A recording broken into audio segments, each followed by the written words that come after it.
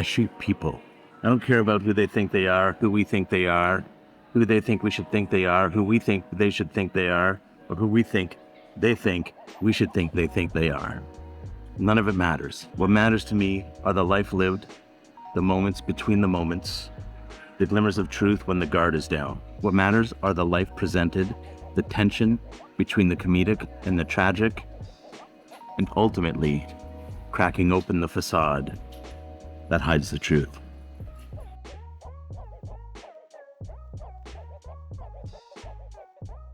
My extensive background in improvisational comedy taught me to examine the nuances of human behavior. While teaching improvisation, I became interested in the work of psychologist Paul Ekman, and I began to incorporate his understanding of facial expressions and their relationship to emotion into my theatrical performances and teachings. The joy and spirit of improvisational comedy and the understanding of how faces exhibit, reveal, and betray emotions are still both integral parts of my work. And you can see it here on display.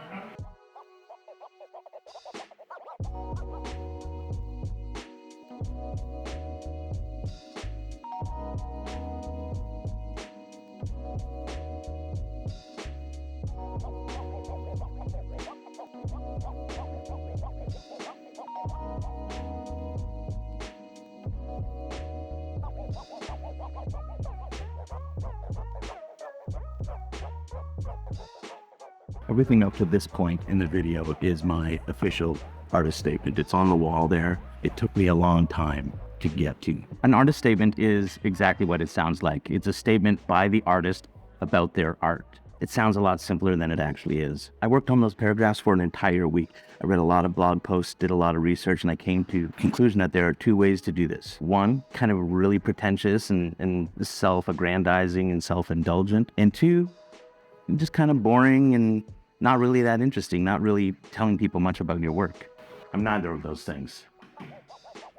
I realize I may come across as self-important sometimes, but that's really just a mask that hides my feelings of constant failure and existential sadness. My other mask is humor. So the question then becomes, how do I write an honest statement that fits my personality, isn't a bunch of boring BS, is infused with my sense of humor, and is also an accurate and truthful representation of what it is that I do? So here's what I did, and here's what you can do too. Start with why. I know that sounds like a bunch of about page business strategy mission statement nonsense, but it's not. I assure you it's not. It's not your about page. It's not your mission statement. It's not a statement of your values and beliefs. Ask yourself why. Why do you photograph the things you photograph? Why do you do what you do? And don't just go easy on yourself. You can't just say, I couldn't imagine not being a photographer. Well, guess what? 99% of the photographers out there can't imagine themselves doing anything other than photography as well. That doesn't mean anything. If you're an underwater photographer, why do you specialize in underwater photography? Is it because you have a connection to Blue Health or Ocean Conservancy? Was your dad a surfer and you're just trying to reconnect with that part of him that you never really understood? Do you photograph architecture because you moved around a lot when you were young and now you crave permanence and structure? Get deep, get personal with yourself, get analytical. My artist statement starts with the words, I shoot people.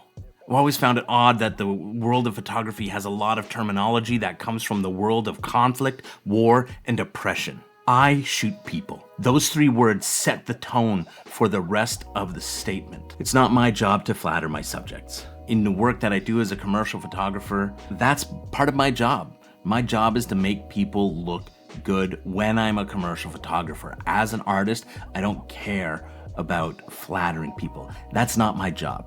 My job is to reveal, unveil, peel back the mask, and get to the truth of who they are. Maybe it's not my job. Maybe it's just who I am as an artist, and that's what I bring to my work. Writing that artist statement has completely changed the way I think about and approach my photography. Completely. So start with why. Once you figure that out, all the heavy lifting is done. Then it's a matter of articulating your process, your thoughts, articulating your why in your own voice with authenticity and integrity. Be honest and vulnerable. Maintain your integrity and voice. The next part is not selling yourself out or selling yourself short. People want to know who you are, and they want to know what you're thinking about in the process of creating your work, whether that's consciously or subconsciously. This may be something that you've never thought about before, but I guarantee you, once you do, and once you put in the work and put it on paper,